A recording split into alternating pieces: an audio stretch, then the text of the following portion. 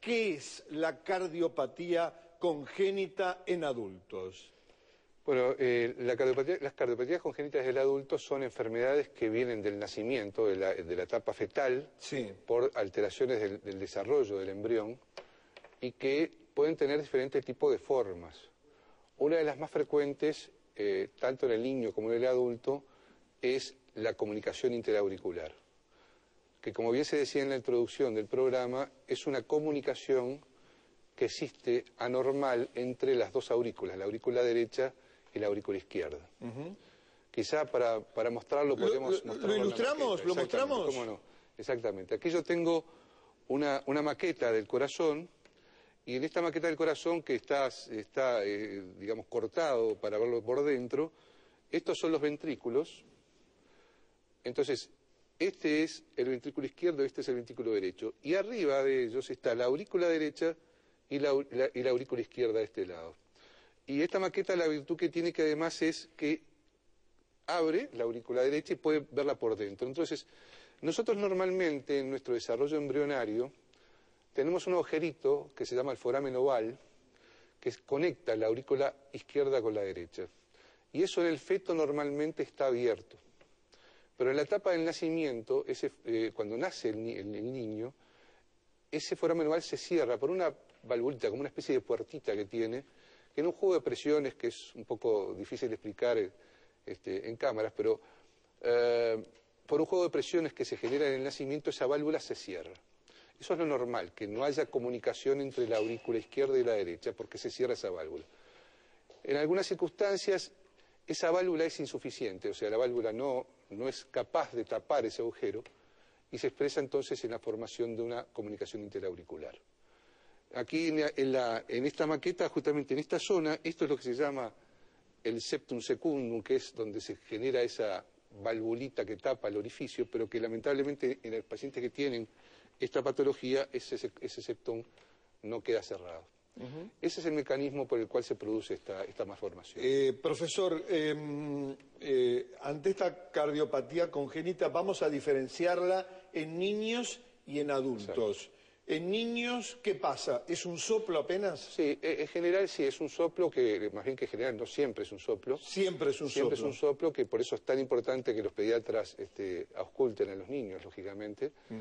Nosotros vemos lamentablemente que eso a veces sucede y que no se escapa el diagnóstico por una incorrecta o ausencia de auscultación desde el punto de vista clínico, ¿no?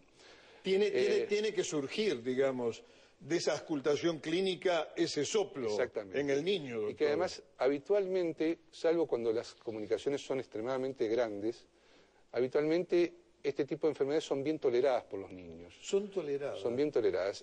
Salvo, le vuelvo a repetir, situaciones especiales en las cuales hay falla cardíaca, hay insuficiencia cardíaca, o niños con una enorme prevalencia de patología pulmonares durante su infancia, que tienen bronquitis muy frecuentes. Eso es una manifestación de este tipo de enfermedad, pero muchas veces pasan desapercibidos. Desapercibidos. No clínica.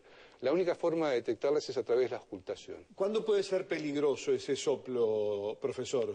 Bueno, cuando es muy grande la comunicación, por supuesto que puede ser peligrosa, porque eso deriva, en principio, en falla cardíaca, pero además desarrolla con el tiempo una patología muy grave que es la hipertensión pulmonar, o sea, que es la sobrecarga de presión en el circuito pulmonar, que hace esta enfermedad extremadamente grave en esas circunstancias. Profesor, ¿y cómo va progresando esta cardiopatía congénita en la adolescencia y en la adultez, fundamentalmente?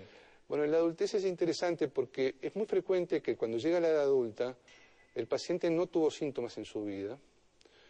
A lo sumo le reitero, pacientes que tienen patología pulmonar recurrente, muy frecuente, o sea, bronquitis, congestiones y demás. Pero frecuentemente pasan asintomáticos. Y el tema es que aquí hay básicamente dos situaciones posibles en términos generales, ¿no? Una es el desarrollo de la hipertensión pulmonar, o sea que, como yo le decía hace un rato, la vasculatura, o sea, la circulación pulmonar se hace hipertensa, o sea, aumenta la presión, y eso genera un disturbio extremadamente grave que hay que evitar, eso hay que evitarlo a tiempo que suceda. Claro. Por eso es tan importante detectarlo en el correcto tiempo de esta patología.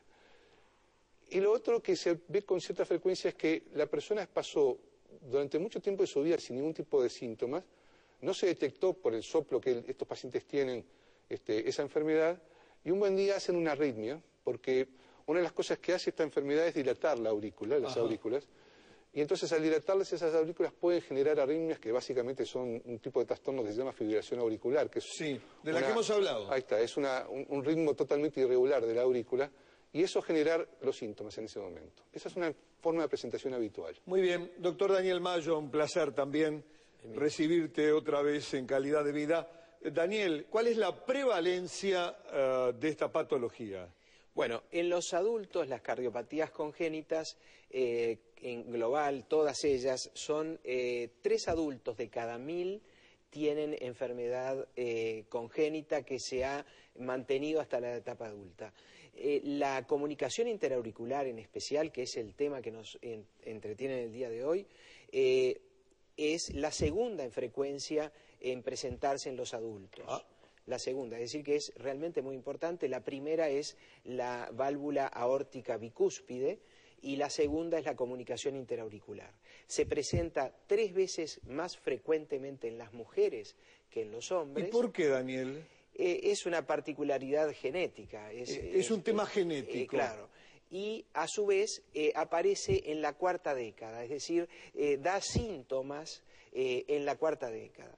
Los síntomas más comunes son la disnea, que es la falta de aire cuando uno hace alguna actividad física, que puede progresar hasta la disnea de reposo, las palpitaciones, que son muy frecuentes en esta enfermedad. Otra manifestación también muy importante y realmente puede ser grave es la embolia paradojal, es decir, que desde las cavidades derechas, donde hay más facilidad para que se formen coagulitos, pasan a través de esa comunicación, que muy bien decía el doctor Lluveras, hacia las cavidades izquierdas y de allí van al cerebro. Esta es una de las complicaciones más graves que puede tener esta enfermedad y que obliga a un tratamiento rápido. Por otro lado, otra cosa importante es la cianosis. Ya es en etapas más avanzadas y es cuando las mucosas y la piel se tornan de un color violáceo, que ocasionalmente aparece también.